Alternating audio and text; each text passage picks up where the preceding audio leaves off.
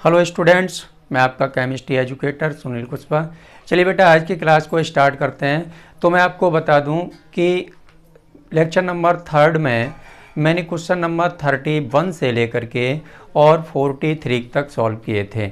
आज बेटा question number 44 से और 60 तक सॉल्व करते हैं।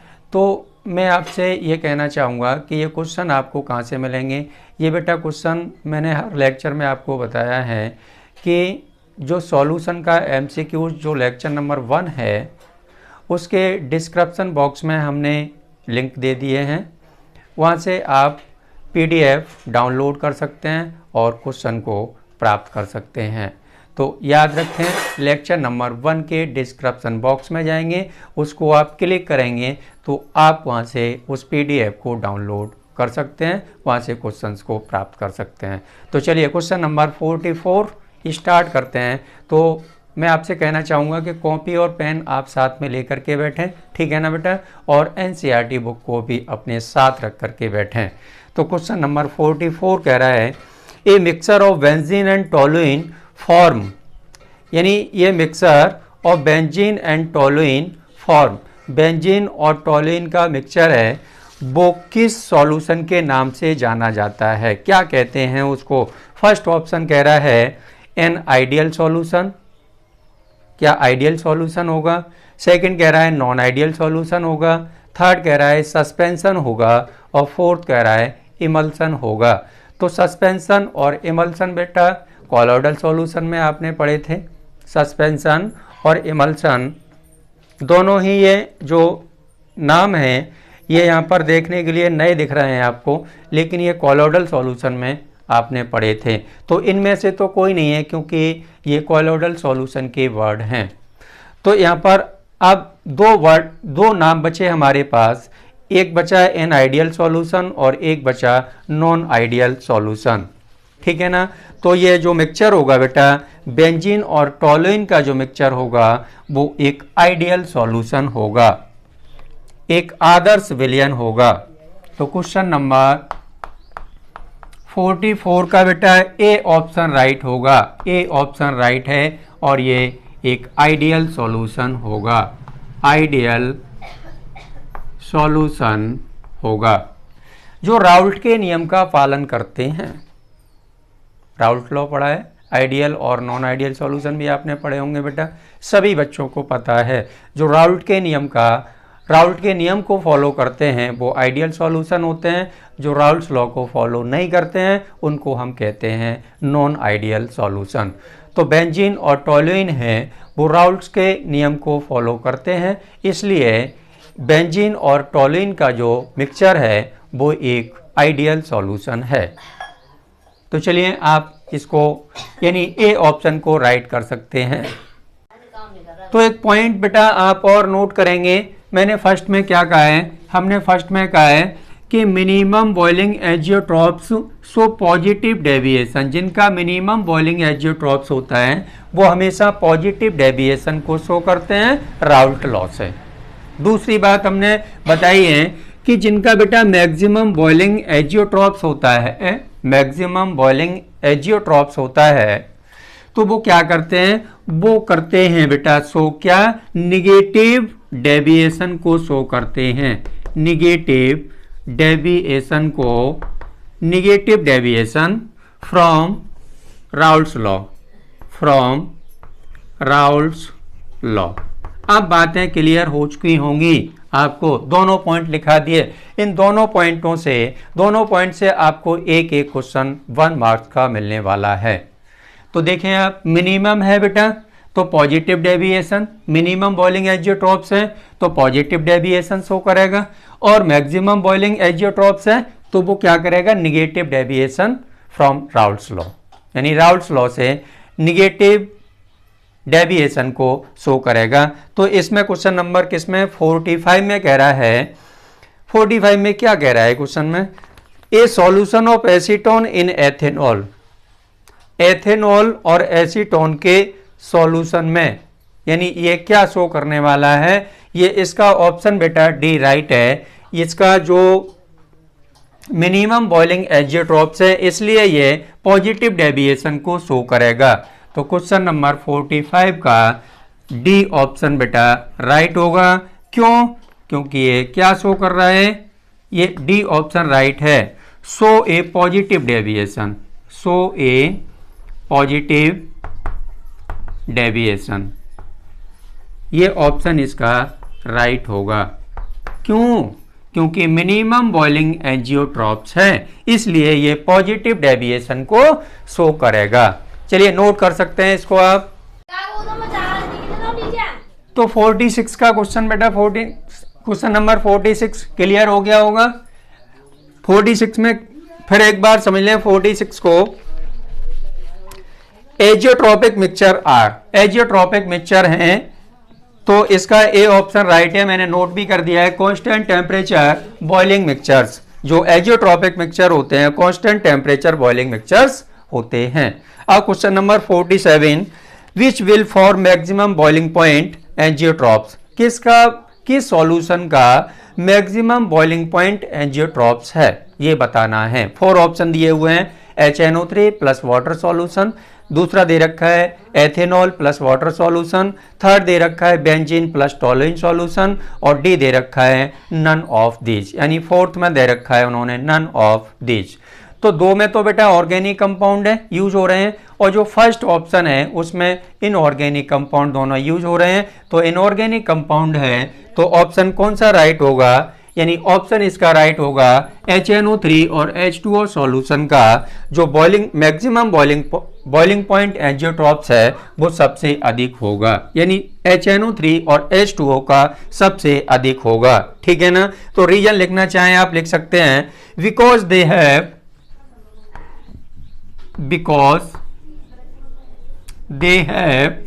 इन पॉइंटों को नोट करते जाए क्योंकि ये काम आने वाले हैं। ए कंपोजिशन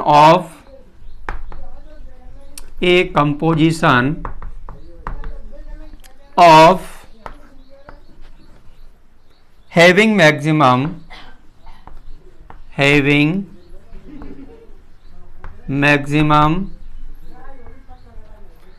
boiling point नीचे मैक्सिमम बॉइलिंग एजियोट्रॉप्स और नेगेटिव डेविएशन, जिन सॉल्यूशंस का बेटा क्या होता है मैक्सिमम बॉइलिंग पॉइंट एंजियोट्रॉप्स होता है, वो हमेशा नेगेटिव डेविएशन को शो करते हैं। ये क्वेश्चन नंबर मैंने बताया था किस में, ये क्वेश्चन नंबर 45 में मैंने 2 पॉइंट लिखाए थे और वहां पर इसको नोट करा दिया था, उसको यहाँ पर लिखने की कोई जरूरत नहीं है। चलिए नोट कर लें। चलिए स्टूडेंट अब क्वेश्चन नंबर 48 देखते हैं। ठीक है ना, क्वेश्चन नंबर 48 देखते हैं। और मैं आपको बता दूं बेटा कि 23 जुलाई को कुछ महापुरुषों की जयंतियां हैं, तो उन पर भी मैं एक छोटा 5 मिनट का लेक्चर देना चाहूँगा। उन महापुरुषों को यानी 23 डेट वाली वीडियो जो होगी उसमें 5 मिनट का एक लेक्चर मैं देना चाहूँगा। जो हमारे महापुरुष थे उनको याद करेंगे, यानी उन जयंतियों पर याद कर लेते हैं। तो वहाँ पर हम एक 5 मिनट का लेक्चर देंगे सुभाष चंद्र बोस और बाल गंगाधर तिलक पर। कुछ हमारे बेटा पॉइंट होंगे और वहाँ पर एक 5 मिनट का हमारा लेक्चर होगा, उनसे रिलेटेड कुछ बातें हम आपको बताएंगे। तो आप भी उनको ध्यान से सुनेंगे कि हमारे महापुरुष थे, उन्होंने कितने अच्छे अच्छे कार्य किए। तो चलिए इसी के साथ में, इन महापुरुषों के साथ में ही, इनको याद करते हुए ही हम क्वेश्चन नंबर 48 को देखते हैं। अभी तो उसका टाइम बाकी है क्योंकि अभी कल का दिन बकाया है, 23 जुलाई याद रखेंगे। वो 48 क्वेश्चन नंबर में कह रहा है, क्या कह रहे हैं, the azeotropic mixture of water boiling point दे रखा है 100 डिग्री सेल्सियस एंड HCl जिसका बॉइलिंग पॉइंट दे रखा है 85 degree Celsius boils at 108.5 degree Celsius when this mixture is distilled it is possible to obtain। तो 4 ऑप्शन उन्होंने दे रखे हैं, प्योर HCl, बी दे रखा है प्योर वाटर, सी दे रखा है pure water as well as pure HCl, और डी ऑप्शन में कह रहा है neither HCl nor H2O in their pure states. तो neither HCl nor H2O in their pure states. जवाब दे दो मुझे, कौन सा ऑप्शन राइट है। कितने बच्चे जवाब दे सकते हैं? कुछ आप बताएंगे, कुछ हम बताएंगे, तभी तो आप सीखेंगे, कि हम ही बताते रहेंगे तभी आप सीखेंगे? बोलो, कुछ कोशिश करो, क्योंकि कोशिश करने वालों की बेटा कभी हार नहीं होती है। कोशिश करते रहें, कोशिश करते रहें। तो क्या क्वेश्चन है देखिए, मैं यहाँ पर एक नोट पॉइंट लिखा रहा हूँ, आपको याद रखें। उस नोट पॉइंट के बेस पर आपको बताना है कि ऑप्शन कौन सा राइट है। Question number 48, question number 48, azeotropic mixture is, azeotropic mixture is constant mixture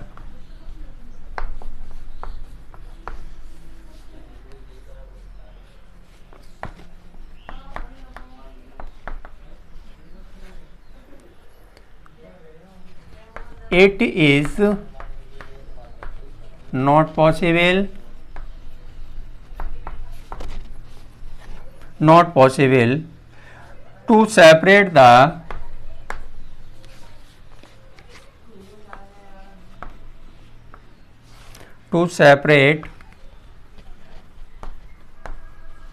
the components of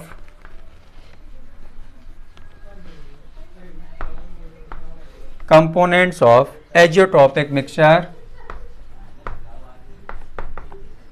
azeotropic mixture by boiling। मैं चाहता आपको वैसे टिक लगवा देता, लेकिन उससे काम चलने वाला नहीं था, ठीक है ना। तो इस नोट पॉइंट के बेस पर हमारा जो डी ऑप्शन है इस क्वेश्चन का वो राइट होगा। कौन सा ऑप्शन राइट है? डी ऑप्शन राइट होगा। कौन सा वाला? Neither HCl nor H2O in their pure states, in their pure states. अब देखते हैं बेटा question number 49, question number 49 question में क्या कह रहे हैं? A mixture of two complete miscible non ideal liquid which distil as such without change in its composition at a constant temperature as thought it were a pure liquid, this mixture is known as, यानी इस mixture को किस नाम से जाना जाता है? दो हैं, ठीक है ना। Two completely miscible non ideal liquids हैं, नॉन आइडियल लिक्विड्स हैं, तो इसको हम कहते हैं बेटा, ऑप्शन इसका, इसमें 4 ऑप्शन दे रखे हैं। बाइनरी लिक्विड मिक्सचर नहीं है, बाइनरी लिक्विड मिक्सचर नहीं है बेटा, रॉन्ग है ये। बी ऑप्शन में कह रहा है एजियोट्रॉपिक मिक्सचर, यानी एजियोट्रॉपिक मिक्सचर, और सी में कह रहा है यूटेक्टिक मिक्सचर, और डी में कह रहा है आइडियल मिक्सचर। कितने बच्चे जवाब देंगे? कौन सा मिक्सचर होगा? 4 मिक्सचर दे रखे हैं, बाइनरी, एजियोट्रॉपिक और यूटेक्टिक और आइडियल। कौन सा मिक्सचर होगा? कितने बच्चों को पता है? जल्दी से जवाब दें मुझे। चलिए जवाब आने लगे हैं। तो क्वेश्चन नंबर 49 का बेटा एजियोट्रॉपिक मिक्सचर राइट ऑप्शन होगा, एजियोट्रॉपिक मिक्सचर। तो आंसर कौन सा राइट है? बी ऑप्शन राइट है। क्या होगा? एजियोट्रॉपिक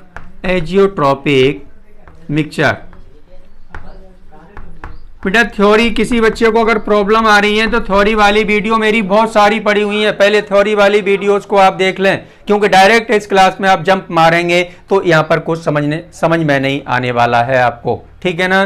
तो आप पहले थ्योरेटिकल वाली वीडियोस, हमारी एक एक टॉपिक की थ्योरेटिकल वीडियोस पड़ी हुई हैं, उन थ्योरी को आप पहले जब क्लियर करेंगे तब इस क्लास में आप आएंगे, ठीक है ना। क्योंकि MCQ बिना थ्योरी के क्लियर नहीं हो सकता है ना। तो आप यहाँ पर ऐसे ही टिक लगाते रहेंगे कि सर बता रहे हैं कि इसका बी ऑप्शन राइट है, कहीं कह रहे हैं ए ऑप्शन राइट है, लेकिन क्यों है इसका जवाब आपको थ्योरी वाली वीडियो में मिलेगा। यहाँ पर इतना हम लंबा चौड़ा MCQs में एक्सप्लेन नहीं कर सकते हैं क्योंकि टाइम कम है। तो इस क्वेश्चन को आप नोट कर सकते हैं, टाइम का अभाव हो बेटा, और क्लास 12 की एग्जाम की तैयारी भी करानी है आपको। तो चलिए नोट कर लें जल्दी से।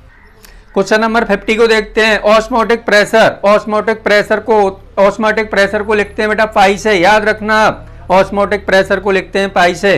तो osmotic pressure is 0.0821 atm at temperature of 300 kelvin. Find concentration in mole per litre, यानी क्या दिया हुआ है, ऑस्मोटिक प्रेशर दिया हुआ है और टेम्परेचर दिया हुआ है। हमें कंसंट्रेशन यानी मोलरिटी फाइंड करनी है, वो भी किस में, मोल पर लीटर में फाइंड करनी है, मोल पर लीटर में फाइंड करनी है। तो हमने आपको थ्योरी पढ़ाते समय एक फॉर्मूला बताया था, ऑस्मोटिक प्रेशर का एक फॉर्मूला बताया था बेटा।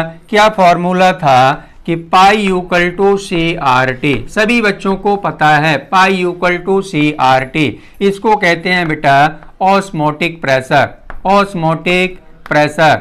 जिन बच्चों को नहीं पता है वो भी याद सीख लें। सी को कहते हैं बेटा कंसंट्रेशन, कंसंट्रेशन मींस मोलरिटी होती है कंसंट्रेशन। आर को कहते हैं बेटा गैस कांस्टेंट, क्या कहते हैं, गैस कांस्टेंट, जिसकी वैल्यू भी हमने बताई थी आपको 0.0821 और टी होता है यहाँ पर, वो होता है बेटा टेम्परेचर। बोलो सभी बच्चों को ये आता है, सभी को आना चाहिए, जिनको नहीं आता है उनको भी आना चाहिए। तो हमें देखो क्या क्या दे रखा है उन्होंने, कंसंट्रेशन तो हमें पता करना है, ऑस्मोटिक प्रेशर और टेम्परेचर दे रखा है। तो ध्यान दें आप, पाई की वैल्यू कितनी दे रखी है गिवन में, गिवन में पाई कितना दे रखा है, पाई दे रखा है 0.0821 ATM, ATM दे रखा है। फिर उसके बाद क्या दे रखा है, टेम्परेचर दे रखा है, टेम्परेचर कितना दे रखा है 300 केल्विन, यानी केल्विन में दिया हुआ है, डिग्री सेल्सियस में दिया होता तो केल्विन में कन्वर्ट करना पड़ता है हमें, लेकिन वो डायरेक्ट केल्विन में दिया हुआ है तो T इक्वल टू 300 केल्विन। अब देखो आर की वैल्यू डेफिनिट होती है 0.0821, ठीक है ना, आर की वैल्यू डेफिनिट होती है। तो इस फॉर्मूले से हमें सी की वैल्यू पता करनी है, तो सी इक्वल टू हो जाएगा पाई अपॉन आर टी। बोलो इस फॉर्मूले में वैल्यू रख सकते हो, आंसर बता सकते हो, कितने बच्चे जवाब दे सकते हैं। तो बेटा क्या होगा, पाई की वैल्यू कितनी है 0.0821 अपॉन 0.0821 इंटू 300। इससे बेटा ये कैंसिल हो गया, क्या मिला हमें 1 अपॉन 300 और 1 में 300 का डिवाइड देंगे तो बेटा आंसर आएगा आपका 0.33 into 10 to the power minus के 2, 0.33 into 10 to the power minus के 2 मोल पर लीटर, मोल पर लीटर। ये कौन सा ऑप्शन राइट है, मोल पर लीटर, बता दो मुझे, मोल पर लीटर कौन सा ऑप्शन राइट होगा। तो ऑप्शन राइट है बेटा डी ऑप्शन इसका राइट है 0.33 into 10 to the power minus 2। बोलो जवाब देना सीखो, जवाब देना सीखो। आप नहीं दे पा रहे हो मेरे साथ तो देना सीखो ना। चलिए जवाब देना सीखो, कौन सा ऑप्शन राइट है, डी ऑप्शन राइट है। तो क्वेश्चन नंबर 50 का डी ऑप्शन राइट है। चलिए नोट कर सकते हैं आप जल्दी से बेटा, नोट कर लो। क्वेश्चन नंबर 51 की तरफ चलते हैं, आप जल्दी से करें आप। क्वेश्चन नंबर 51 नोट हो गया ना। क्वेश्चन नंबर बेटा 51 को देखते हैं। The osmotic pressure of a 5% weight by volume solution of cane sugar at 150 degree Celsius is, 4 option दे रखे हैं इन्होंने। पहला है 2.45 ATM, प्रेशर पूछ रहा है, और दूसरा दे रखा है 5.078 ATM, तीसरा दे रखा है 3.4 ATM और चौथा दे रखा है 4 ATM। तो 5% वेट बाई वॉल्यूम है, तो सबसे पहले हमें क्या करना है, देखो क्वेश्चन नंबर 51, ठीक है ना, सभी बच्चों को आना चाहिए। तो C इक्वल टू 5 अपॉन 5% दिया हुआ है, ठीक है ना, 5% दिया हुआ है, तो 5 upon 342 into 1 upon 100 into 1000। Concentration molarity का फॉर्मूला सभी बच्चों ने पढ़ा होगा। बोलो कितने बच्चे जानते हैं कंसंट्रेशन का फॉर्मूला। अगर ये इस तरीके से समझ में डायरेक्ट नहीं आ रहा है तो मैं आपको बता दूं, क्या आप जानते हैं कि मोलरिटी क्या होती है, यानी M और C। C इक्वल टू होता है WV into 1000 divided by MB into V in ml। इस फॉर्मूले में हमने ये वैल्यू पुट की है, इस फॉर्मूले में ये वैल्यू ऊपर वाली हमने पुट की है। अगर यहाँ डायरेक्ट समझ में नहीं आ रहा है तो ये फॉर्मूला बेटा आना चाहिए आपको, क्योंकि शॉर्ट ट्रिक से हमें सॉल्व करना होता है। डायरेक्ट फॉर्मूला, फॉर्मूले में डायरेक्ट पुट करनी होती है वैल्यू। तो देखो WV कितना दिया हुआ है ये वैल्यू है बेटा डब्ल्यू वी की, डब्ल्यू वी दे रखा है, वॉल्यूम दे रखा है, क्योंकि वहां पे 5% है, तो 5% का मतलब क्या हो गया, 5% का मतलब ये हो गया कि जो टोटल वॉल्यूम, सॉल्यूशन का जो टोटल वॉल्यूम होगा वो 100 ml होगा, क्योंकि परसेंटेज जब निकालते हैं तो 100 से ही निकालते हैं, ठीक है ना। तो V की वैल्यू कितनी होगी बेटा, 100 हो गई, ठीक है ना। ये क्या दिया हुआ है, देखो ये MB दिया हुआ है, मोलर मास दिया हुआ है, किसका, शुगर केन यानी शुगर का मोलर मास दे रखा है 342। तो या तो यहाँ पे वैल्यू पुट कर लो या इसमें लगा लो, बात तो एक ही है, क्योंकि हम ऑस्मोटिक प्रेशर तब तक पता नहीं कर सकते हैं जब तक कि हमें क्या नहीं पता होगा, उसकी कंसंट्रेशन नहीं पता होगा। तो हम यहां पर इस फॉर्मूले से बेटा कंसंट्रेशन को कैलकुलेट करने जा रहे हैं। तो यहां से अगर आप नहीं कर सकते हो तो ये वाली वैल्यूज जो दी हुई हैं वो हम इस फॉर्मूले में पुट कर दें। हमने यहां पर डायरेक्ट फॉर्मूला नहीं लगाया था, फॉर्मूले में डायरेक्ट वैल्यू को पुट कर दिया था। मेरी बातें क्लियर हो रही हैं, मैंने ऊपर फॉर्मूले में डायरेक्ट वैल्यू को पुट किया हुआ है, आप यहां रख सकते हो। तो यही वाली वैल्यू अगर इस फॉर्मूले में पुट करता हूं मैं, तो देखो डब्ल्यू वी कितना दिया हुआ है, 5 × 1000 divided by MB, molar mass कितना दे रखा है 342 इंटू वॉल्यूम कितना है 100 है। इससे ये बेटा 10 टाइम्स कैंसिल हो जाएंगे, बोलो क्लियर है। ये 5 टाइम्स हो गए और ये 2 1 2 7 और 1, क्या बचा हमारे पास 25/171। 25 में 171 का डिवाइड देना है, या इसको ऐसा ही रहने दें आप, कोई बात नहीं है, चलो इतना ही छोड़ दो इसको, क्योंकि यहां डिवाइड दोगे फिर आगे डिवाइड देना पड़ेगा। अब ऑस्मोटिक प्रेशर का क्या फॉर्मूला आपने पढ़ा था, ऑस्मोटिक प्रेशर का बेटा फॉर्मूला भी आया था पाई = CRT, और आर की वैल्यू अभी हमने बताई थी 0.0821 होती है, सभी बच्चों को पता है। तो सी की वैल्यू हम निकाल चुके हैं, देखो सी की वैल्यू ये है, बोलो है कि नहीं है, सी की वैल्यू है, सी की वैल्यू दे रखी है। और मैं आपको बता दूं कि यहां पर बेटा टेम्परेचर और दे रखा है, कितना दे रखा है टेम्परेचर इस क्वेश्चन में दे रखा है 150 डिग्री सेल्सियस 51 में। तो 150 में बेटा क्या करना है, डिग्री सेल्सियस में दे रखा है तो उसको हमें केल्विन में कन्वर्ट करना होगा। तो T की वैल्यू हो जाएगी, यानी T = हो जाएगा 150 + 273 = कितना हुआ ये, यानी 425 हो गया, 425 केल्विन हो गया। ये क्या दे रखा है, T दे रखा है, ठीक है ना। अब C की वैल्यू हमारे पास है, R हमें पता है, T हमें पता है, तो वैल्यू पुट कर दो। तो यानी 25/171 इंटू 0.0821 इंटू 425, बोलो क्लियर हो रहा है, सॉरी 423 बेटा, ये होगा 423 होगा, कैलकुलेट कर लेंगे, प्लस कर लेंगे उसको, है ना 4। तो यहां पर आप सही कर लेंगे बेटा, इसको प्लस करेंगे ना, डिग्री सेल्सियस में दिया हुआ था, केल्विन में कन्वर्ट करना है तो 150 में 273 को प्लस करना होगा, तो 423 केल्विन होगा। यहां पर भी हमें करना होगा 423 केल्विन। अब इसको बेटा जब सॉल्व करेंगे तो हमें आंसर मिलेगा, यानी पाई की वैल्यू मिलेगी, पाई = 5.07 ATM। बता दो कौन सा ऑप्शन राइट है, बी ऑप्शन इसका राइट है। कौन सा ऑप्शन राइट है, बी ऑप्शन राइट है, क्वेश्चन नंबर 51 का। चलिए नोट कर सकते हैं जल्दी से। क्वेश्चन नंबर देखते हैं 52। क्वेश्चन नंबर 52 में कह रहा है बेटा, at certain temperature A 5.12% solution of cane sugar is isotonic. Isotonic है तो आइसोटोनिक सॉल्यूशन क्या होते हैं, ऐसे सॉल्यूशन जिनका ऑस्मोटिक प्रेशर और उनकी कंसंट्रेशन, ऑस्मोटिक प्रेशर और कंसंट्रेशन सेम होती है, उनको हम कहते हैं आइसोटोनिक सॉल्यूशन।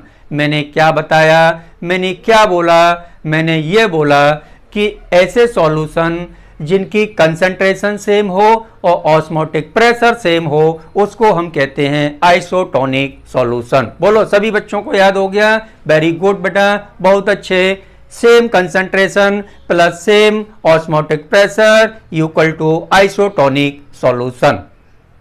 केमिस्ट्री पर अच्छी पकड़ रखने के लिए, केमिस्ट्री पर अच्छी पकड़ रखने के लिए बेटा कॉपी और पेन को साथ में लेकर के बैठें और मैं जो बातें बता रहा हूं उनको कंसंट्रेट होकर के सुने। कोई टिपिकल सब्जेक्ट नहीं है। बच्चे कहते हैं सर इससे तो हमें बड़ा डर लगता है और ये हमारे को समझ में नहीं आता। अरे मैं ये कह रहा हूं कि जो जीरो लेवल पर स्टूडेंट हैं, जो जीरो लेवल पर स्टूडेंट हैं, वो मेरी बेसिक क्लास को तो एक बार देखें।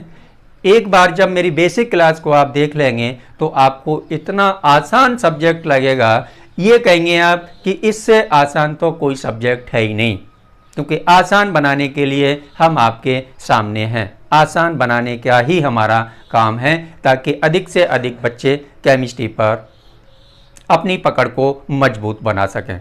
चलिए तो क्वेश्चन नंबर 52 मैंने क्या बोला, सेम कंसंट्रेशन और सेम ऑस्मोटिक प्रेशर जिन सॉल्यूशन का होता है उनको हम कहते हैं बेटा आइसोटोनिक सॉल्यूशन।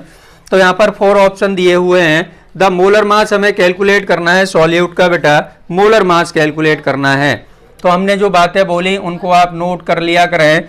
तो यहाँ पर दे रखा है बेटा डब्ल्यू, देखो पहले फॉर्मूला समझ लो, फॉर्मूला क्या होता है, WB1 into 1000 divided by MB1 into B1, ये इक्वल टू किसके होता है, WB2 into 1000 divided by MB2 into B2। बेटा ये MB2 हमें कैलकुलेट करना है, इसके नीचे लगा हुआ है क्वेश्चन मार्क।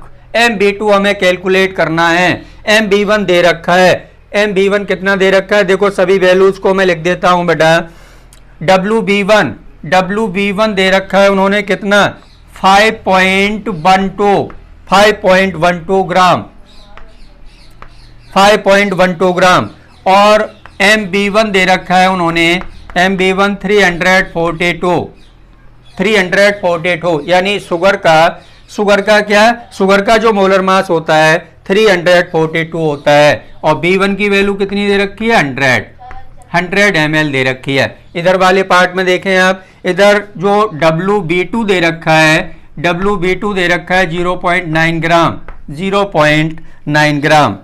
MB2 हमें कैलकुलेट करना है, तो MB2 के आगे क्वेश्चन मार्क लगाते हैं, कैलकुलेट करना है। वॉल्यूम दे रखा है यानी B2 दे रखा है बेटा 100 ml, क्योंकि ऊपर परसेंटेज में दिया हुआ है, ठीक है ना, परसेंटेज में मास ऑफ सॉल्यूट है वो परसेंटेज में दिया हुआ है, इसलिए वॉल्यूम कितना होगा, दोनों में ही वॉल्यूम 100 ml होगा।